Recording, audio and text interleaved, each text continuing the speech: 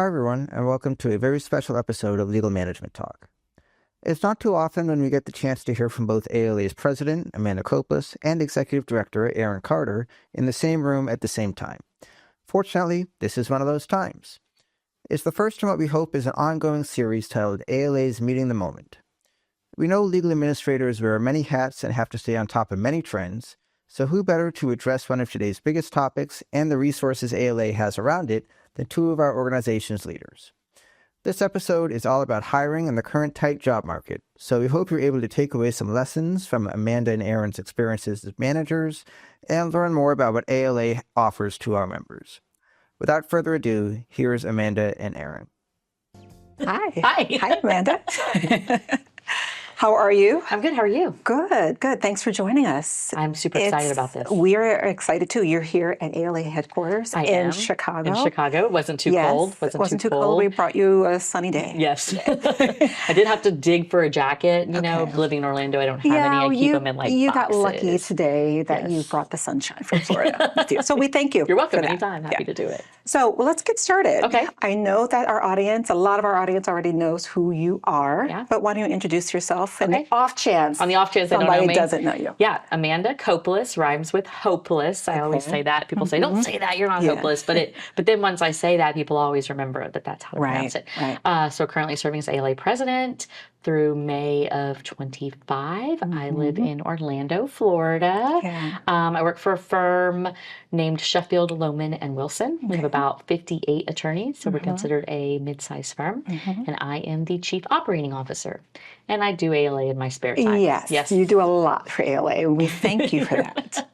So we are here because we are starting kind of a new series. We're kind of testing it out a little bit. Okay. It's called Meeting the Moment. Yes. And there are lots of topics out there kind of in the ALA universe and the larger legal community conversations about topics that are really affecting legal administrators. Yeah. And we want to make sure we bring them to this table and meet the moment of the day. Sure. So thank you for being here. We're going to go ahead and jump into something. Okay, so I'm excited. Let's do it. One of the topics that really is trending right now is the issue of the labor market in legal. And hiring in particular.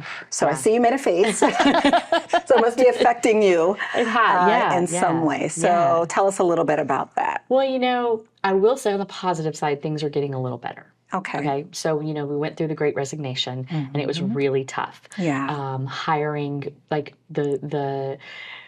we had way more open positions than we had people. And my HR manager, when she came in and started recruiting, she's continuing to recruit faster than we can, fill those roles. And people will come in and then they're leaving. Yeah. And they want huge jumps in pay to go over. And I would say that, at one point, our attrition rate was probably over 30% for nothing other than people just leaving to go find something else.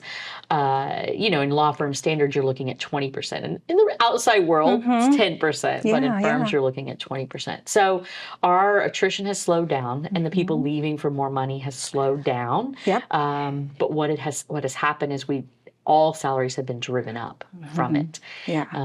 People are wanting bigger jumps to move, which is great. So anyways, it's been a tough couple of years, but I think things are stabilizing. Okay. It is causing us to shift a lot of the ways that we recruit, where we advertise, how we, do those. And it's causing us to make changes in training and, things to keep that, to reduce attrition, basically. Yeah. So it's an employee's market. Would you say? It is an employee's market. Yes. And so in Orlando, where you're based, is what you're experiencing in your firm pretty much what others in other law firms are broadly also experiencing, would you say? I think so. If you look out on ALA's listserv, we talk about this on TradeWing, there's always a question, where are you recruiting for people? Where are you recruiting for people? How are you finding recruiters? And, in some smaller job markets like Orlando, from Austin originally, some of those, we consider those smaller markets, there might only be a couple recruiters and they're working 10 jobs at a time, right? I'm like, I need a legal assistant. I called a recruiter. I said, I need a legal assistant. And she goes, you and four other firms at the same time. Get in line, right? Get in line. What are you paying? Because they're all going to pay more. And so, Yeah, it's been Okay. tough like that. Yeah. Yeah, so given that, I know the recent labor statistics are showing that the unemployment rate in the United States is just a little over 4%, 4.1. Yep. And also the labor statistics are showing that we added, or the industry added about 1,600 new jobs. I believe that. In the month of September. So where are you seeing those positions? I mean, obviously, I think the majority of those positions are attorneys, but outside of the attorneys, which are ALA's members, where are you seeing the positions?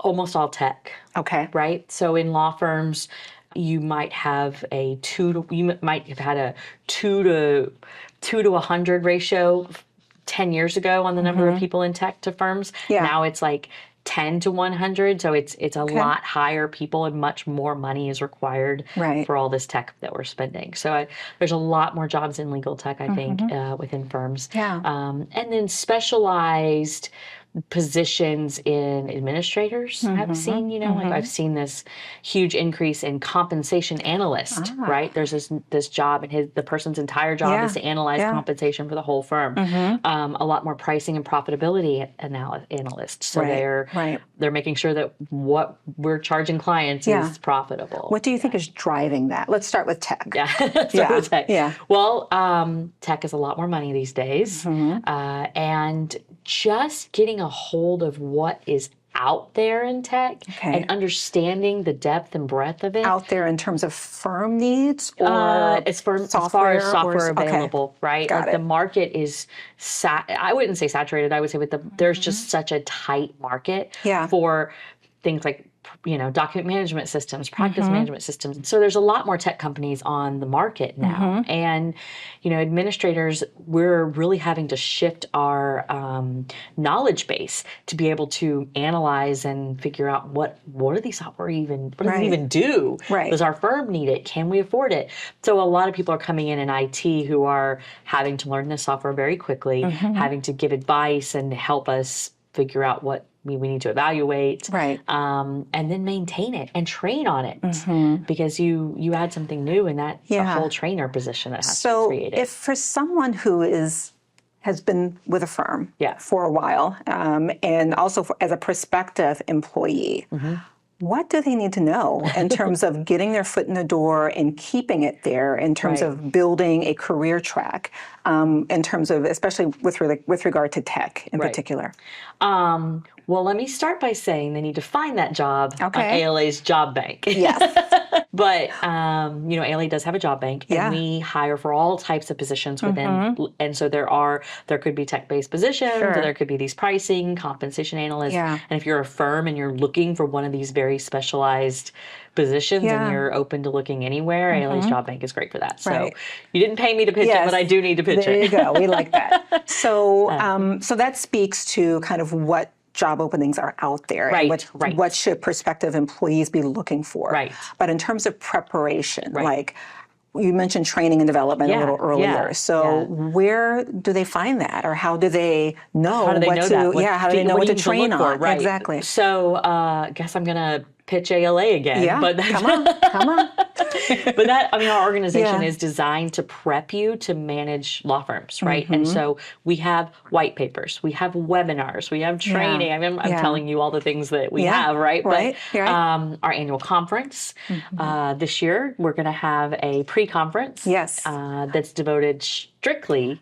Can I say that? Is it public? Okay. Yeah, bring it on. Okay, so our pre-conference this year is going to be all about tech in legal. And so if I was interested in a tech role within a law firm, I would be at that pre-conference for sure. Yeah, and I mean, of course, as you know, as we work with the board of directors, that's one of the things that kind of came out of this kind of ideation session.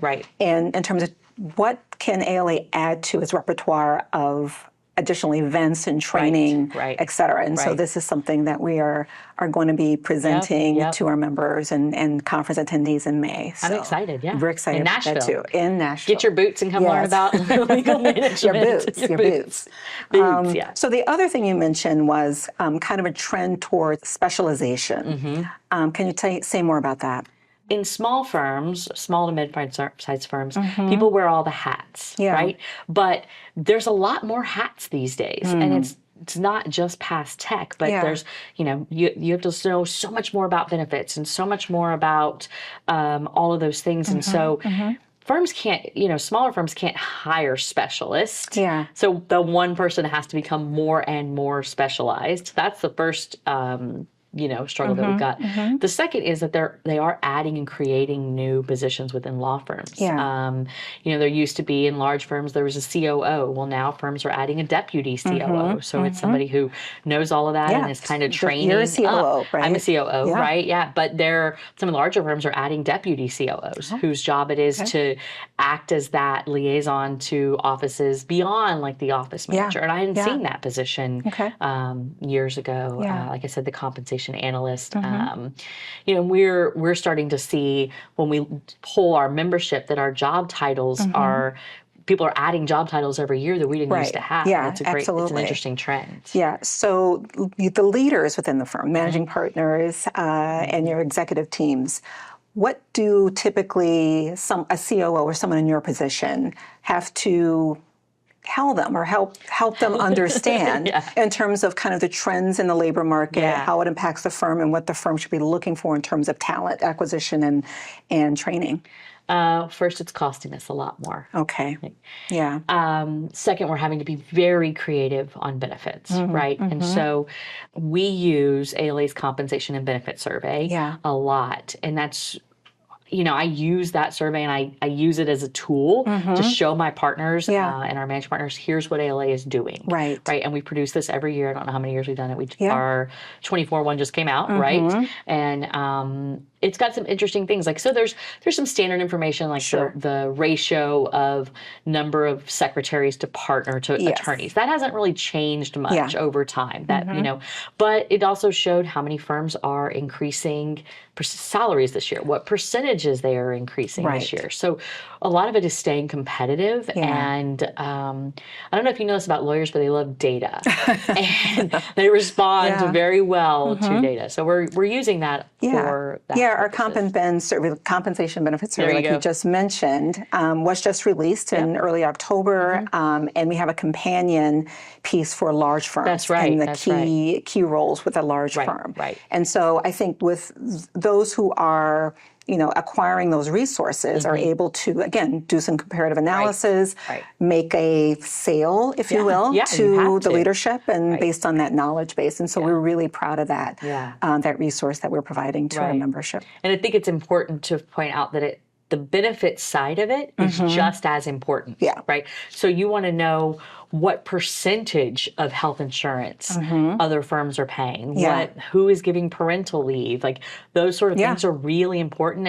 And as we talked about, this next generation of lawyers and what they're looking for and and the very small little extras that you have to do to keep them, having the data is really important for that. And sometimes what's small, or some people might think is small, ends up being a significant, it's significant to someone making a decision whether to stay or leave an organization. One thing I can think of off the top of my head is firms, especially mid-sized firms and even large firms, didn't used to have paternity policies.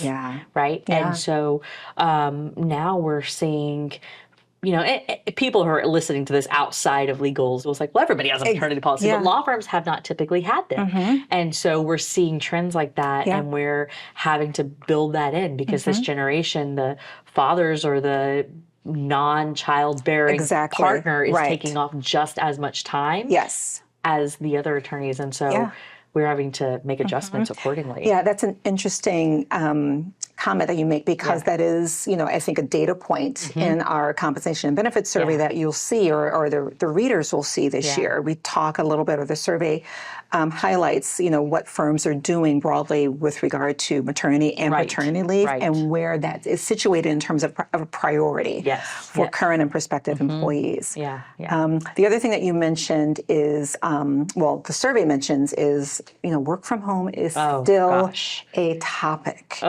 It won't go away. And I don't know if it will ever, or if we're still in that, what time horizon are we on? Are we on the downslope? I would think that, but it's really something that came out as, salient in the survey. we would think it's not. Yeah. On today on TradeWing, there was a comment. Okay. How many people are letting staff work from home? And I'm like, oh my gosh, this is... Explain to those who don't know what TradeWing is. What TradeWing. That is. Okay, so TradeWing is, I like to call it ALA's social media site. Is that kind of an easy way to say it, right? So. It is, all of our members are on there, and we post, and we like, and we follow, and we comment, and we connect, and we, do all those things on that. So people will make a post, and they'll ask a question, and everybody will respond. You know, it's social media at its finest. And, the technology allows us to curate the responses, and then we feed it back out to our membership. Yes. So that you're not scrolling through and just to try to find that nugget that you're looking for. Yeah. And it's got a search feature. Whereas that's true. Our old ALA, our old guard will remember in the day that we had this list serve. And if you wanted to ask a question of administrators in the broader context, you'd send an email and it would go to 3,000 people, and then you get 3,000 emails back. And you could never search it. People were asking the same questions. But, I just asked a question the other day, not as an ALA member, but I mean, as a administrator, we are paying these huge recruiting fees. This goes into talking about, we're paying these huge recruiting fees, and recruiters, especially for attorneys, they don't, they give you a guarantee, but it's a very small guarantee. And they give you 6 months. If the attorney leaves at 9 months, you are out, and it's tens of thousands of dollars, right? Right. And so, out of curiosity, I'm wondering, are any of these firms trying to claw back any of that from the attorneys? And it's fraught with issues, right? How do you collect it? Can you do it legally? But I just was curious if anybody was even dealing with that. And what's the responses? A lot of great responses. Yeah. A lot of great responses, but most of them were like, wow, Amanda, that's a great idea. Tell me if you figure out how to do it. Yeah. Call me when you figure this out. Yeah. But it has, but it's kind of one of the values. ALA, my managing partner, walked in and said, is anybody doing this? Yeah. And now I know who is thinking about it, if people are actually doing it, all of that. It's a great way to kind of crowdsource, what is actually happening in kind of real time on the ground, and bring it back into your firm. Yeah. So going back to the work from home. Oh, yeah. Sorry. Yes, I have to bring it back there. No, I'm sorry. So again, that's another topic that came through in our survey. So what are you, or what are our members saying with regard to the work from home? It is literally our biggest struggle, right? Yeah. Amazon is struggling with this, right? They're having so much. Spotify just put something, I could post out saying something like, we trust our employees, they're adults or something. It was pretty provocative, because it was right at the same time, or close to the same time. Amazon, I believe, had just announced everybody's coming back. And Amazon, all those employees just applied for jobs at Spotify. Simultaneous. Their recruitment rates went up. I think that law firms, it is very much based on things like practice area and location. In Orlando, our attorneys can work from home, and our paralegals have some flexibility, but our non-exempt staff is in the office every day because that's where their partners want to work. That's where our firm wants to work. And we just did not.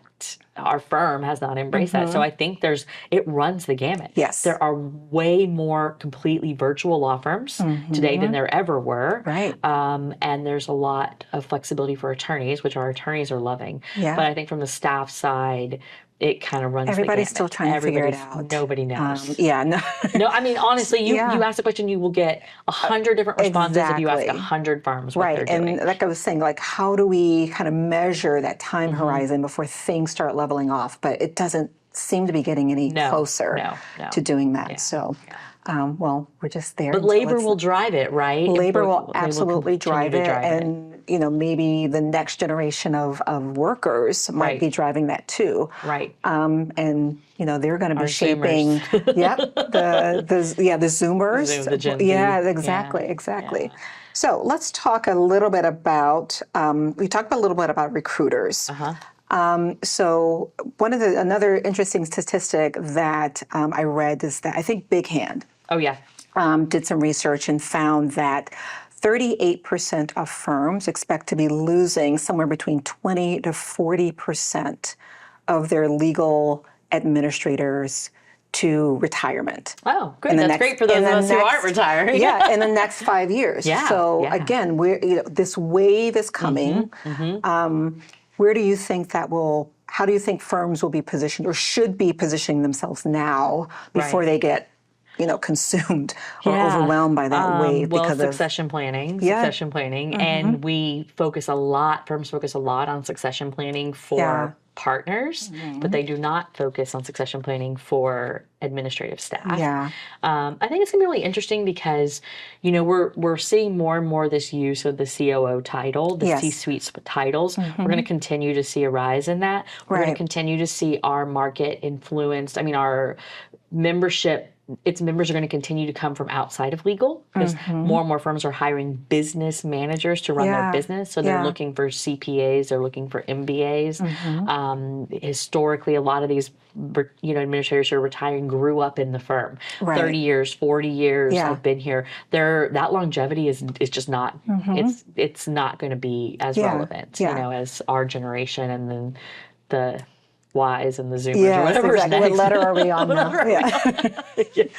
Yeah. So, and that's interesting that you say that. And I think one of the ways that ALA is trying to address that is by utilizing the thought leadership of our members. As you know, we're going to be launching a new advisory council. Yes. In the spring. We're calling it our Future Readiness Advisory Council. And one of the responsibilities of this group is kind of do an environmental scan of the industry, bring that back into ALA so that we can push that out, that thought leadership out to our members. And so in the area of recruiting, like you said, moving towards more of a business-centric approach to influence the mindset of legal administrators. I know that's one of the things that ALA is going to be focusing on in the near future. I think so. Yeah, I'm really excited about. We have a lot of new volunteer groups coming up. And that's one of what I'm most excited about. I kind of wish I wasn't president so I could join that group. So that's, I think, speaks to where are we finding our members? We're talking about recruiting people for legal or firms recruiting efforts, but also it kind of tangentially relates to where is ALA looking for, not just looking for, but how do we attract those who are going into these roles and need a roadmap, need support, need a network. And also those who may not have yet entered into the workforce. They're still studying, they're still in school, or in a business administration program. And so what would you tell those folks who may not be thinking about legal when they're getting their MBA or when they're, going through some kind of education program? Well, I think we have a lot of, there's some boots on the ground work that we have to continue to do, right? ALA has a lot of chapters, and some chapters are doing this really well, going into business schools, going into law schools, and doing that sort of thing. I love working for lawyers, and mostly it's because you're working with the smartest people in the room. Because they're the high-performing, they're smart people, and when they ask you a question, it is well thought out, and it's well-intentioned. So I love working for lawyers. I didn't know this was a career when I took it. I had just gotten out of my MBA program, and I responded to an ad on Monster.com. That's going to age me and date me, but that's how I got this job. And so, I think ALA has this strategic pillar of impact, right? And that's one of the focus areas of our strategic direction is making an impact. And I think a lot of that goes with getting out there that this is an entire career you can have. Yeah, absolutely. I think that's one of the things, because I didn't come from legal, I came from financial services. And when I was introduced to legal, it was like, whoa, because the field is so green, it's so wide, and it's just, I think, prime for, all the things that I think ALA can do to influence the success of individuals and of organizations. Another thing that wanted to get your thoughts on is that, we have ALA offers our Legal Management Fundamentals event for those in their earlier stages of their career, whether they are coming in from another industry or they're just, like you said, they went on Monster.com and found this role and go like, oh, what do I'm I do? Here. What do I do? Yeah. So I know I just asked you in this, in terms of students or those who are studying, like in a similar way, someone's they're in the seat. They're in the office, they're in the firm. Now what? Yeah. Well, I went to that session for the first time this year. I've never gone because when it rolled out, I was already in the position. And so I got to go as a member of the executive committee this year. And I walked away with a whole notepad full of stuff. First and foremost, but you've been in legal administration for a couple of decades. Since I was 5. Okay. And so but I came away with a lot of information that even though it was very basic, it was like, what insurance are you needing to renew? How are you hiring and finding staff? And it covered all these range of topics. Right. If I wish I had had it 5 years ago, you know, but we have more. I mean, we have our finance classes, we have HR classes, we have like, if you're a functional specialist, if you do HR and you really want to learn, you know, finance for law firms, we have a whole series of classes to help you learn that. And that's kind of what LMF, or Legal Management Fundamentals, is about, is just kind of giving you that basis. And it's not making you an expert in anything, but it's giving you a taste of everything, because sometimes what you don't know is just as important as what you do. Yeah, the LMF, Legal Management Fundamentals, was the first ALA conference I attended when I came on board as executive director. And I think it was perfect for me because, again, I was new to legal, but also seeing how the room responded to the information. And so I think one of the things that situates ALA in a unique way is the relatability that our content leaders or providers have with the audience. Right. So can you explain, again, trying to tie this back to recruiting, retention, and, you know, who's in the decision-making seats, and, you know, how does that connection help support someone's growth in the role? Yeah, I think that so it comes from two different angles. One, you are, as a firm, investing in the professional development of your staff just as much as you are investing in the professional development of your attorneys, right? So growth leads to job satisfaction, leads to retention. So if you're investing in the person that you're training to run your business, and even if they have business training, there's a lot of legal stuff you don't know, right? I mean, I have a CPA, but I didn't learn about trust accounting in law firms. Okay, I mean, you know, in school. So some of that in retention comes from investing in that, in those for people. And from the second angle, it's really about making sure you have the most qualified person in the seat. And so having that kind of training purposes and what ALA brings, but it's also the connections too, right? Like, so I don't have a lot of peers at my firm, right? When I walk out of the office, if I want to complain about my boss, everybody is either my boss or I'm their boss, right? There's nobody to complain to. So who I complain to and who I get resources from and who I connect with is people in ALA. And the law firm makes an investment in that membership. We have a firm-wide membership, so I have a lot of members of my firm who are ALA members, and they can all find peers and counterparts within the association. So that's part of the, you know, it gives me job satisfaction, which leads to retention. You know, and then also ALA is solving problems for me all the time. Like I am constantly, I talked a little bit about tech and the number of business partners out there. Like so many connections I have built through ALA are through people I've met through business partners. And we call them business partners at ALA for a very specific reason. I was just going to say, a business partner is many years ago, ALA made a concerted effort and a decision that we were not going to call people who sold to us vendors. They are going to be called partners, business partners, because they are, it is a partnership, and it's a lot of the people who support ALA are in this for the long haul. They might see you can't buy their services today, but you can buy them 2 years from now, and they're building these long-term relationships. And so business partners, they are really integrated into really everything that ALA does. And so one of the things that we do to kind of highlight their support, and they in turn are capturing, you know, having access to our membership is through something that we call the legal marketplace. And so, you know, on our website, you know, anyone can go on. It's not locked down to members only, but anyone can go on there and find a business partner and their services and learn more about them.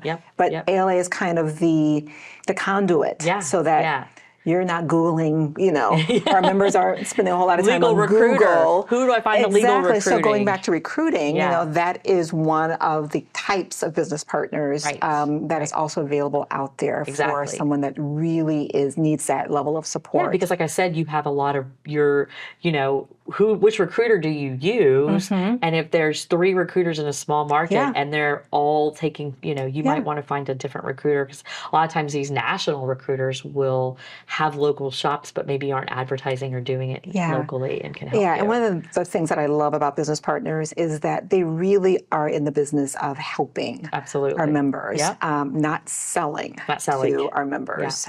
That's obviously a great byproduct of the partnership and of the relationship. But I love it when, as an example, at our conferences, business partners come from behind the exhibit tables or their booths and come into the session rooms and sit at the tables and have lunch and just chat with our members, because that helps to inform them of how to improve their services and bring that back into the fold. You came from outside of legal. You've been in the association world for a long time, and obviously we're the best association there is.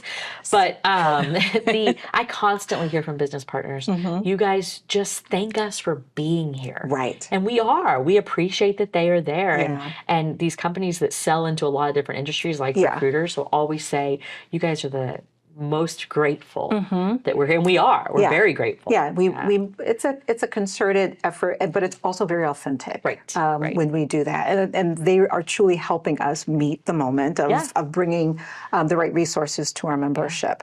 One thing I almost forgot to mention, I don't know how I could, because I have 2 Gen Zs in my household. I got one too.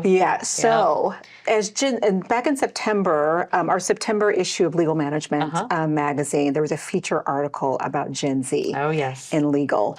And that article was just, it was like, blew my mind. It was perfect, because I could see my children's faces or hear their voices coming through that article. So what are you seeing, hearing, experiencing with regard to Gen Z entering or about to enter into the workforce? They don't know how to use their desk phones. Their what? Their desk phones. They don't know how to use a desk phone. What is this thing? What is this thing? Can I just Why can't I take it with me? Can I call on here?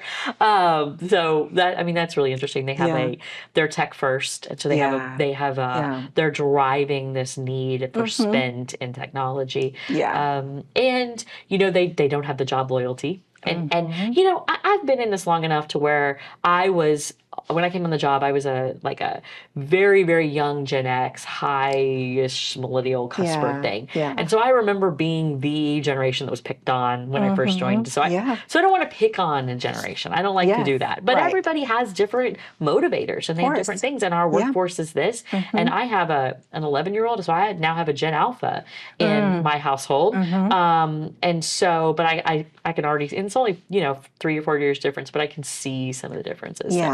Hiring is going to be great. They will be faster adopters of technology. They will have less loyalty to the firm. Small things will make a big difference. They care about titles a lot. They care about promotions, which is hard in law firms, because in a mid-sized firm, they're mostly flat. It's very flat. Like you're a paralegal. And bigger firms will have supervising paralegals, or they'll have litigation support roles, or they'll have things like that. But at our firm, there's not, right? So we can move from a legal assistant to a paralegal, but then that's, unless you want to go to law school, right. So that's going to be a challenge with, we'll have to find other ways to keep them engaged, keep them. So how can firms, or how are firms preparing for this next wave of employees in that generation? Well, we're investing heavily in training. Because what's interesting is they're coming out tech heavy, but they're not coming out business tech heavy. They're not coming out having ever used Microsoft Word. Because in school they use Google Docs. They don't know how to use Excel. Because they used Google Sheets. Right? They don't know how to use PowerPoint because they use Google. Right? So they're coming out tech heavy, but not in law firm tech. So we're really ramping up our investment in training in things that 10 years ago, I did not have to train somebody on a mail merge. A new legal assistant started. That was a thing you knew, mail merge. Last week I found out that I have an entire slate of people who don't know how to do a mail merge because that's not taught in school anymore, right? And so I think there'll just have to be this shift. They can understand it very quickly. The concepts are very similar, but we're going to have to do more of that upfront training and not assume that people are coming in with that. That's just one very small thing. And so just one last question. So as we are nearing the end, we're almost at 2025, right? I don't know when those who might be watching this in 2025, it's November when we're filming this, but we're almost at the end of the year. So as we are kind of closing out 2024 and preparing for the next year, what do you think? I know a lot of firms have already done their strategic planning for the next year. Or budgeting. What are some of those things what's 2025 going to look like? Oh gosh, that's a hard one. Not to beat a dead horse, but continued investments in technology. You can only kick the can for so long. There's a lot of software that's end of life, like our Microsoft Windows 11 is going to have to be on everybody's computer and everybody's got to get to Exchange. So that's a big one.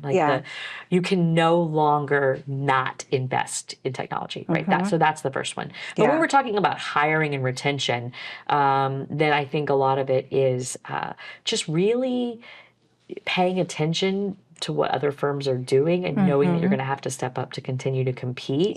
But retention has got to be key. And so finding out what it means and what your employees want to be retained. Otherwise, we're going to have another whole great, recession. And if you don't let them work from home, you might really have to think again about that. That's why it's in that survey. That's why it's in the survey. It popped up loud and clear in that survey. Great. Well, Amanda, thank you so much. Oh my gosh, no problem. Are we already out of time? This is great. Thank you for helping us meet the moment. I love it. It's great having you. I hope we can do it again soon. Sure, absolutely. All right, thanks. Thanks so much for watching. We hope you enjoyed the episode. As always, please give us a like and subscribe to our YouTube channel. And if you're so inclined, leave a comment with what topic you'd like us to cover next.